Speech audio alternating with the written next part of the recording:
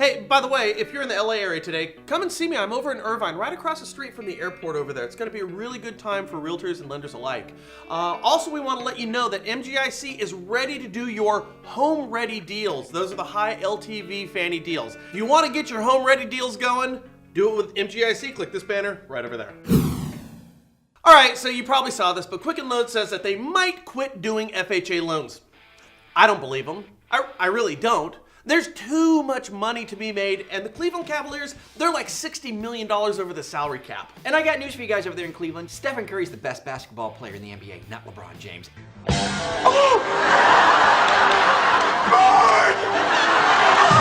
Anyway, they say they might quit doing these FHA loans because of a lawsuit filed by the Department of Justice and FHA claiming that Quicken knowingly submitted hundreds of improperly underwritten loans, which really feels like a shakedown. It totally does. That is absolutely 100% our angle on this thing. It's a shakedown. Now the thing is, I don't think that FHA and the DOJ thought that Quicken was going to fight this thing. Get to the chopper! I think they looked at all that money that Quicken's sitting on and they said, that's an easy target. They'll pay to make us go away. We're gonna get our headlines and we'll just move on out. Well, Quicken didn't. They're fighting this thing, and I don't think the DOJ has any graceful way of bowing out of it now. So they kind of have to fight it right now because they look bad if they turn and tuck tail.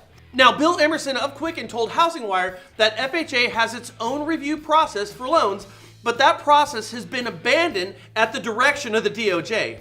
And that this is all about extracting a payment settlement and getting us to suggest that our company did something wrong. Well, we're simply not going to do that. So again, they're fighting this thing. And as we said before, good for them. It's about time a mortgage company grew a pair and decided to fight back against these ridiculous cases. Oh yeah, one more thing. If Quicken decides to get out of the FHA game, you might just see that FHA MMI 2% congressionally mandated account drop because Quicken's the biggest FHA lender in the country. Get to the chopper! Did you know that right now the Supreme Court is hearing a case that could make open house signs illegal? Really? By the way, you did hear me right. The Supreme Court of the United States of America is hearing a case that would make open house signs illegal. Open house signs. Now there's an epidemic. They seriously must have too much time on their hands. You let one sign go, they're just gonna be everywhere. No, they're not. It goes like this. The town of Gilbert, Arizona, they had, signs that they didn't like there. And so they decided that they were going to fight this thing, and it went all the way up to the Supreme Court. Thanks, Gilbert. Okay, so the thing is, they don't want like an adult bookstore to be able to put directional signs up all through their downtown.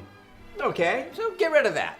Not so easy, because the city can regulate when and where to put directional signs, but not the content, because that's a violation of free speech. And this whole thing is a violation of common sense. So the thinking is the Supreme Court, rather than pick and choose what you can say, it's just easier to get rid of all the signs, including the real estate ones. But directional signs, if we were to get rid of them, would create an unfair advantage for agents who have access to local MLSs, because if someone chooses to sell their house via a for sale by owner and they couldn't use directional signs, they'd have limited exposure of their house, which could force them to work with a real estate agent.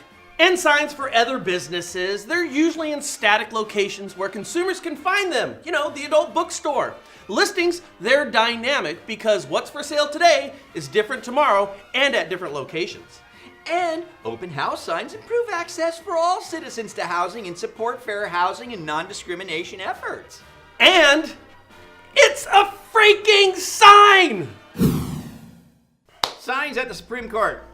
Fascinating. I appreciate it. Gives us good fodder to talk about. It really does. It's funny, when he first told me about the story, he said, yeah, Supreme Court saying no open house signs. And I just thought real estate, right. But he meant signs in general, which would include open house signs. And I thought, well, for safety, it must be a safety issue. Right. And he's like, no, it's got nothing to do with that. No, nothing to do with safety.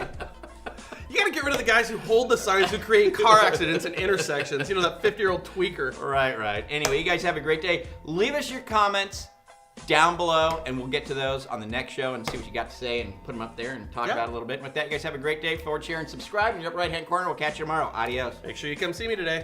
Bye. Bye.